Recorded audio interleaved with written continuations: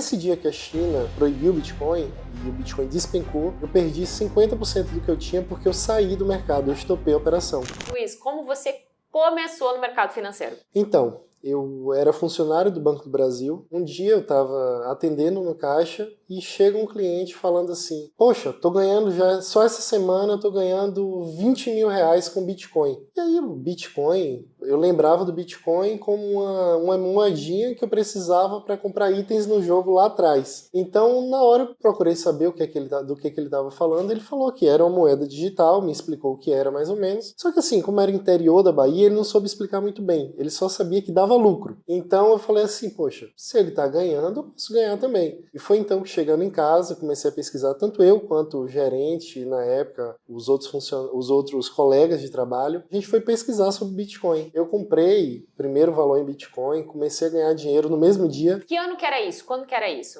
Isso daí foi em 2017. Foi em 2017. E nessa época o Bitcoin só subia. Na verdade, isso daí acontecia de subir e não tinha como perder dinheiro. Então, cada vez eu fui colocando mais dinheiro no Bitcoin. Até que um determinado dia a China proibiu, Bitcoin despencou, e naquela época eu soltava com aquela coisa assim, não, vou ganhar um dinheirinho extra. Nesse dia que a China proibiu o Bitcoin e o Bitcoin despencou, eu perdi 50% do que eu tinha porque eu saí do mercado, eu estopei a operação. Horas depois de ter dormido, eu tirei um cochilo, quando eu acordei, o Bitcoin tinha voltado tudo. Nossa, e aí, a sensação? Na hora eu parei, olhei pra tela, primeiro, sensação assim, horrível, né, mas na hora eu pensei assim, poxa, e se eu tivesse saído lá em cima e de alguma forma comprado antes desse retorno? Eu teria dobrado o meu capital, praticamente. Então, nisso daí eu me desafiei. Eu vi um desafio e eu acredito que a vida da gente, o que mais nos move, pelo menos a mim, são os desafios, e eu falei, não, isso daqui me desafiou e agora eu sei que isso aqui pode se tornar uma renda, não só no Bitcoin. Aí foi quando eu comecei a pesquisar sobre o mercado financeiro no geral e eu descobri a Bolsa de Valores. E aí na Bolsa de Valores, sabendo que não precisava de tanto dinheiro assim para operar, foi quando eu me dediquei ainda mais para estudar, larguei os concursos. Na época eu trabalhava no banco, mas era concurseiro, estudava para concurso todos os dias. Eu passei a dividir meu tempo, até que chegou uma hora que eu me interessei tanto, gostei tanto do mercado, aquele sentimento que todo mundo já deve ter sentido quando começa no mercado. Foi mordido.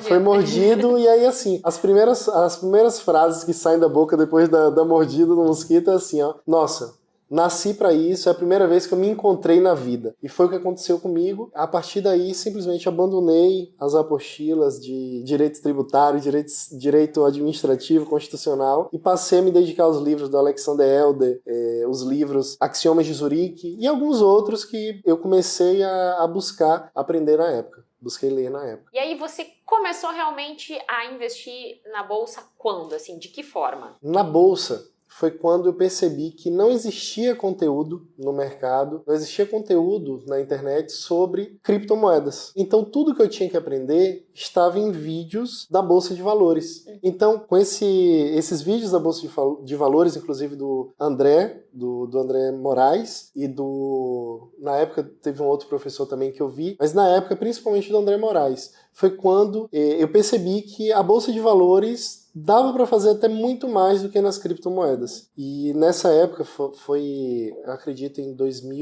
final de 2017, acredito eu, foi quando eu comecei realmente a operar na Bolsa, mas eu já estava ganhando dinheiro nas criptos.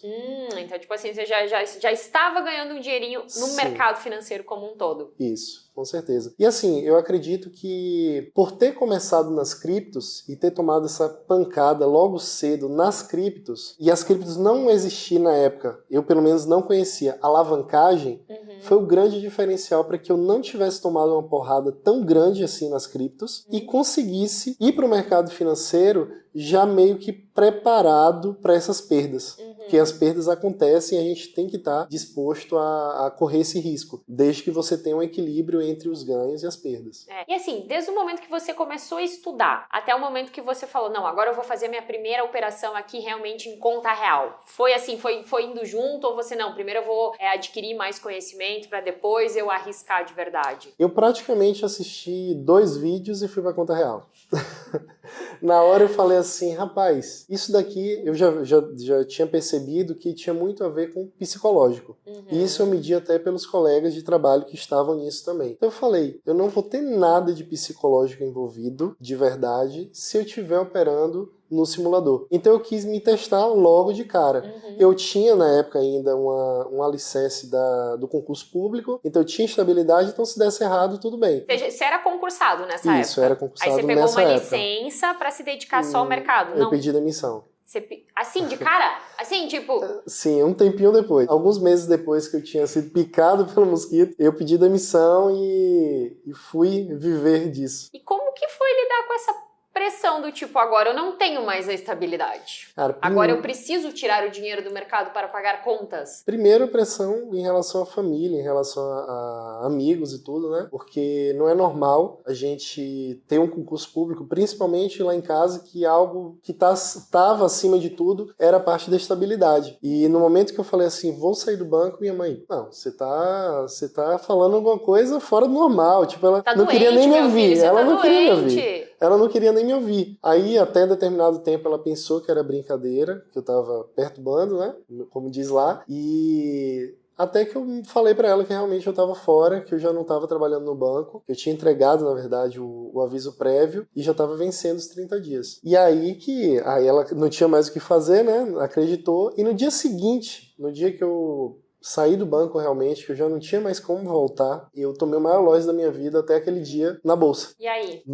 Da mesma forma, eu vi tudo que eu estava estudando funcionando, tudo que eu tinha estudado até ali funcionou muito bem naquele dia, e eu saí da frente do computador com o mesmo sentimento que eu tive no dia lá do Bitcoin, da queda do Bitcoin, de que aquilo dali poderia ser potencializado. Só que a cada vez que isso aconteceu a primeira vez, dessa vez já aconteceu um pouco diferente. Tudo isso eu anotava de uma forma que eu anotava e procurava alguma solução para que aquilo não acontecesse mais. Como eu sou da área de exatas, então gosto muito de planilha, então tudo isso eu planilhei. Beleza, aconteceu isso, certo. Mas o que me faria não passar por isso? Porque a minha intenção não era ficar naquela coisa, eu vejo muita gente falando assim, é a coisa que eu mais ouço. Não, perdi hoje, fiz isso hoje, quebrei minha conta, mas foi aprendizado. Mas foi aprendizado e logo na semana seguinte ele faz de novo. Ou seja, não aprendeu, isso, né? E ele não aprendeu, realmente não aprendeu, ou então faltou alguma coisa real para que ele colocasse nas suas regras e conseguisse ficar de fora desses momentos ruins, né? Desse colapso mental que acontece com o trader. E esse foi o seu